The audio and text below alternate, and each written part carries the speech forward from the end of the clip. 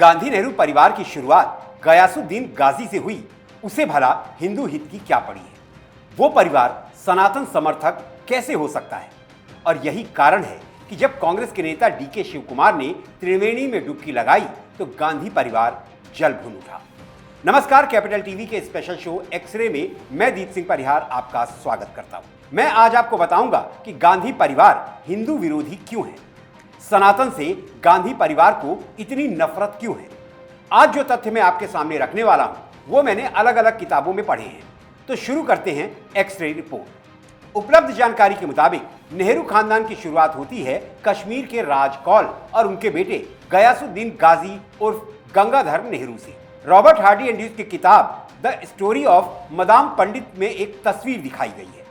इस तस्वीर को देखकर आपको कहीं से भी यह लगता है कि यह किसी गंगाधर की तस्वीर हो सकती है।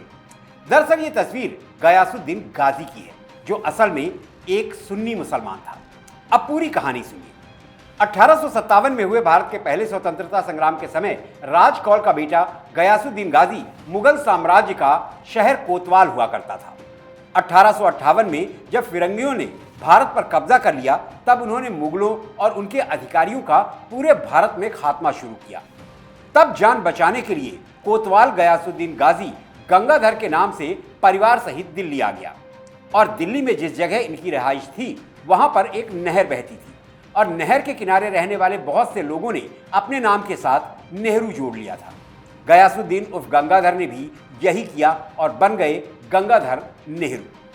गयासुद्दीन गाजी का जिक्र एम.के. सिंह ने अपनी किताब encyclopedia of Indian war of independence के 13th एडिशन में विस्तार से किया है। जवाहरलाल नेहरू की दूसरी बहन कृष्णा हठी सिंह ने भी ये बात अपनी किताब वी नेहरूज में लिखी है कि जब बहादुर शाह जफर का शासन था तब उनके दादा यानी कि गयासुद्दीन सिटी कोतवाल हुआ करते थे। जवाहरलाल नेहरू ने जेल में रहते हुए 1936 में अपनी आत्मकथा लिखी टूवर्ड्स फ्रीडम, जिसमें उन्होंने लिखा, अपने दादा की एक तस्वीर देखी थी जिसमें दादा ने मुगल ठाकुर की तरह कपड़े पहने हैं और चित्र में यह साफ दिखाई दे रहा है कि एक लंबे समय से मोटी दाढ़ी रखे हुए थे और मुस्लिम टोपी पहने हुए थे और उनके हाथ में 2 तलवार भी थी। अब बात करते हैं मोतीलाल नेहरू की। इनका जन्म 6 मई 1861 को उस समय के इलाहाबाद के मीरगंज में हुआ था।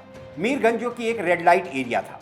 मोतीलाल नेहरू जब बड़े हुए तो उन्होंने मीरगंज के अपने घर को लाली जां नाम की एक सेक्स वर्कर को बेच दिया था और अपने परिवार के साथ इलाहाबाद में ही स्थित आनंद भवन में रहने लगे।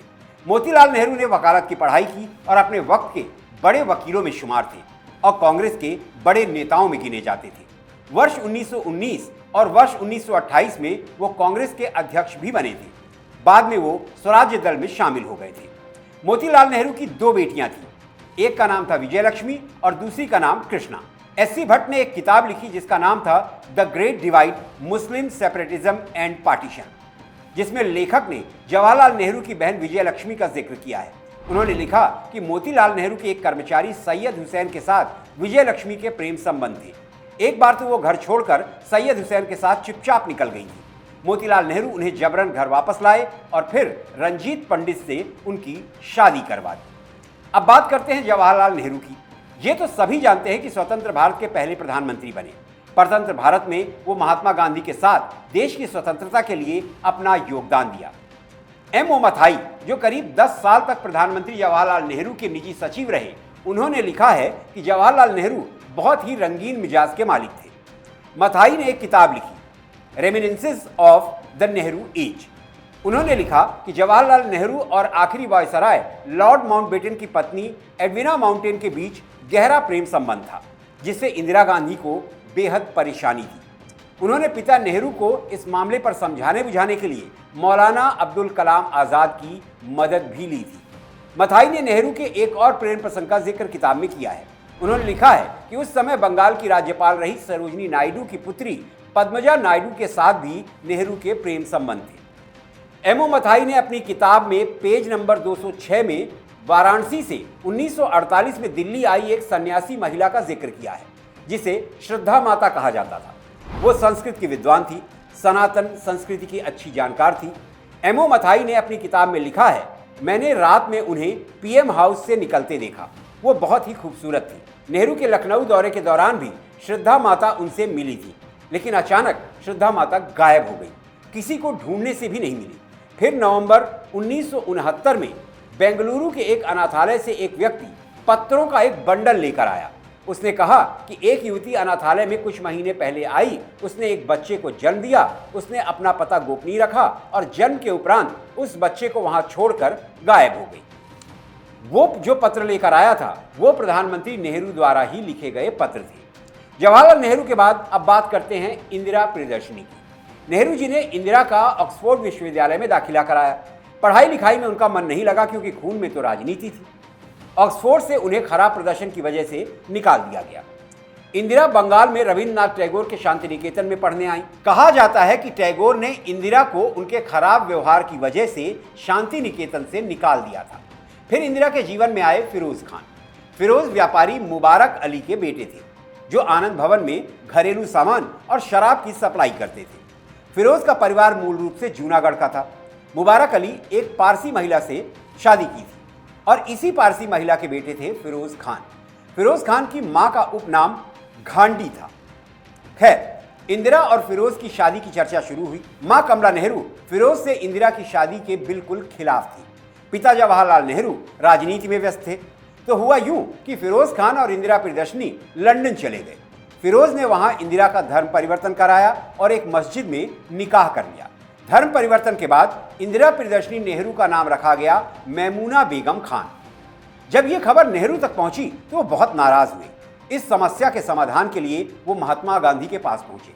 महात्मा गांधी ने फिरोज खान को समझाया कि नेहरू और इंदिरा की राजनीतिक छवि को बचाने के लिए वो अपने नाम में खान हटाकर गांधी रख ले।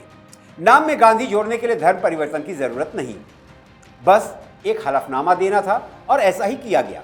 न फिरोज खान ने धर्म बदला और न मैमूना बेगम खान ने। फिरोज खान का नाम फिरोज गांधी हो गया, इसलिए उनकी बेगम का नाम इंदिरा गांधी हो गया। जवाहरलाल नेहरू ने फिरोज और इंदिरा की बाकायदा वैदिक रीति रिवाज से भारत में शादी करवाई ताकि नेहरू खानदान की शान बनी रहे। एमओ मथाई ने अपनी किताब रेमिनेंसेस ऑफ द नेहरू एज के पेज नंबर 94 के पैरा 2 में लिखा है, पता नहीं क्यों नेहरू जी ने 1942 में एक अंतरजातीय और अंतरधार्मिक विवाह को वैदिक रीति रिवाज से किए जाने की अनुमति दी, जबकि संवैधानिक रूप से सिविल मैरिज होनी चाहिए थी। राजीव गांधी के जन्म के कुछ दिन बाद इंदिरा गांधी और फिरोज गांधी अलग हो गए, लेकिन तलाक नहीं हुआ था। एक समय ऐसा आया जब नेहरू जी फिरोज से तंग आ गए थे और आनंद भवन में उनकी एंट्री पर बैन लगा दिया था। एमओ मथाई ने लिखा है कि 1960 में फिरोज गांधी की मृत्यु के बाद ही नेहरू और इंदिरा को राहत मिली। उन्होंने इस बात का भी जिक्र किया है कि फिरोज गांधी की मृत्यु भी काफी रहस्यमयी थी। खैर, जवाहरलाल नेहरू के बाद लाल बहादुर शास्त्री और फिर इंदिरा गांधी भारत की प्रधानमंत्री बनी। आपको मैं एक और दिलचस्प किस्सा सुनाना चाहता हूं। यह किस्सा पूर्व विदेश मंत्री और कांग्रेस के कद्दावर नेता रहे नटवर सिंह ने अपनी किताब प्रोफाइल्स एंड लेटर्स में लिखा है। 1968 में इंदिरा गांधी प्रधानमंत्री थी। वो अफगानिस्तान की एक आधिकारिक यात्रा पर थी। मैं भी उनके साथ एक आईएएस अधिकारी के तौर पर था। इंदिरा जी सभी कार्यक्रमों के संपन्न होने के बाद सैर के लिए जाना चाहती थी। वो सैर के लिए एक कार लेकर निकली। थोड़ी दूर कार से जाने के बाद इंदिरा गांधी ने उस स्थान पर जाने की इच्छा जताई जहां मुगल बादशाह बाबर को दफनाया गया था। भारत के प्रधानमंत्री के तौर पर उनके कार्यक्रम का यह हिस्सा नहीं था। अफगानी सुरक्षा अधिकारियों ने भी इंदिरा गांधी को वहां नहीं जाने की सलाह दी, लेकिन इंदिरा गांधी अपनी बात पर अड़ी रही और आखिरकार इंदिरा गांधी वहां गई। कुछ देर तक अपना सिर श्रद्धा से झुकाए खड़ी रही। मैं उनके पीछे खड़ा था। कुछ देर बाद बाबर की कब्र में गुजारने के बाद इंदिरा गांधी ने कहा कि आज उनकी अपने इतिहास से मुलाकात हुई। तो ये था गांधी परिवार का इतिहास। इंदिरा गांधी के छोटे बेटे संजय गांधी ने मेनका गांधी से शादी की। संजय गांधी की एक रहस्यमय प्लेन क्रैश में मृत्यु हो गई। अब आते हैं बड़े बेटे राजीव गांधी की कहानी पर। 1962 से 65 के बीच ट्रिनिटी कॉलेज कैम्ब्रिज में मैकेनिकल इंजीनियरिंग की पढ़ाई की, लेकिन डिग्री लिए बिना ही कॉलेज छोड़ दिया।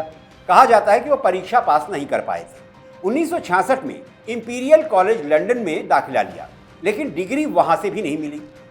के.एन. राव ने अपनी किताब द नेहरू डायनेस्टी में राजीव गांधी के बारे में काफी कुछ लिखा है।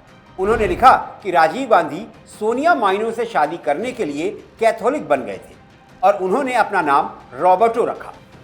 भारत आकर हिंदू रीति रिवाज से शादी हुई। तो मैं आपसे एक सवाल पूछना चाहता हूं कि जिस खानदान का इतिहास गयासुद्दीन गाजी से शुरू हुआ, आज गांधी परिवार के जो सदस्य हैं फिरोज खान के बेटे की संतान है। चुनाव में वोट पाने के लिए भले ही वो जनेऊ धारण कर लें या माथे पर मंदिर जाकर भस्म पोत लें, लेकिन डीएनए तो फिरोज गांधी का ही है, गयासुद्दीन गाजी का ही है। तो भला वो सनातन समर्थक कैसे हो सकते हैं, हिंदू हित की बात कैसे कर सकते हैं?